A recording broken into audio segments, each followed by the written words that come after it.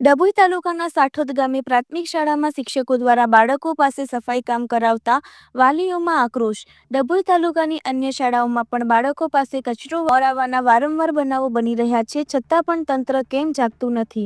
બાળકો અભ્યાસ કરે છે, શાળામાં કચરો સાફ કરે, તેઓનું ભણતર પણ બગડી રહ્યું છે।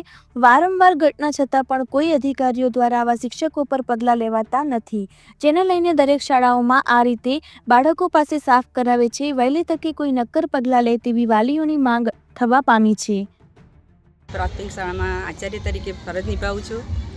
સફાઈ કામદાર અમે નિમેલા જ છે। 1800 રૂપિયા ગ્રાન્ટ છે, એમાંથી 500 રૂપિયામાં અમે મેદાન વળાવીએ છીએ, 700 રૂપિયામાં શૌચાલયની સફાઈ કરાવીએ છીએ। પરંતુ સફાઈ કામદાર સફાઈ કર્યા પછી ગામ મેદાનમાં ઝાડ પણ એટલા બધા છે ને પાનખર ઋતુય છે, એટલે કાયમી પાંદડા એટલા બધા પડે છે અને વાંદરાનો ત્રાસ એટલો બધો છે, એટલે થોડીક જ વારમાં આખું મેદાન ગંદુ થઈ જાય છે। તો આખો દિવસ ગંદકી રહે તો પછી સફાઈ કર્મચારી તો એક જ વાર સફાઈ કરીને જતું રહે, પછી આખો દિવસનું સફાઈનું શું? અને બાળકો તો નાના છે, એક ઘર હોય એમાં જ એની મમ્મીએ જો 4-5 વાર વાળું પડતું હોય તો આખો દિવસ 300 બાળકોનો કચરો તો પડવાનો જ। એટલે બાળકોમાં જો થોડું ઘણું એ સાફ કરે અને એનો જ કચરો ઉઠાવે તો મારા મત મુજબ કદાચ ભલે આમ એવું લાગતું હશે કે ગુનો છે, પણ સફાઈ પછી આખો દિવસ તો પછી એવું કરવું પડે કે જેવી રીતે શિક્ષકની નિમણૂક કરે છે એવી રીતે સફાઈ કર્મચારી પણ અમને આખો દિવસનો મળે તો પછી આ પ્રોબ્લેમનું સોલ્યુશન કાયમી આવી જાય। તો એટલે બાળકો જે અત્યારે સફાઈ કરે છે યોગ્ય છે આપના મત મુજબ? બાળક સફાઈ કરે છે યોગ્ય તો નથી, સફાઈ કર્મચારી મેં રાખ્યા જ છે, પરંતુ એકવાર સફાઈ કરીને જતો રહે પછી આખો દિવસની ગંદકીનું શું કરીએ? એટલે બાળકો જોડે સફાઈ કરાવીએ, એટલે એ પછી કચરો બાળક ઉઠાવે છે। અમારા સાઠોદ ગામની પ્રાથમિક શાળા એની અંદર અમારા બાળકો ભણવા મૂકીએ છીએ અને શિક્ષકો એમની કને કચરા પોતું કરાવે છે।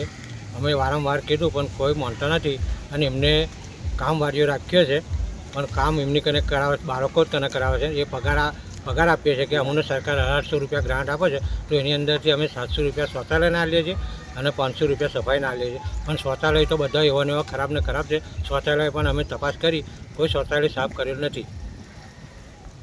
આથી કરીને અમે વારંવાર કીધું 6 મહિનાથી, પણ હજુ અમારા જે પ્રિન્સિપાલ કોઈ આચાર્ય સાંભળતા નથી અમારું આજે, એટલે અમારે આ પગલું ભરવું પડ્યું છે અને વારંવાર આવું થવાનું જાય છે અને કાળજી નહીં લેવામાં તો અમે અમારા બાળકોને સ્કૂલમાં મૂકવામાં નહીં આવે અને તારું સ્કૂલમાં મારી દઈશું। શું કેવું છે સરકારને તમારું? એમાં સરકારને જે કાયદેસરની કાર્યવાહી કરવી હોય એ જલ્દી કરે।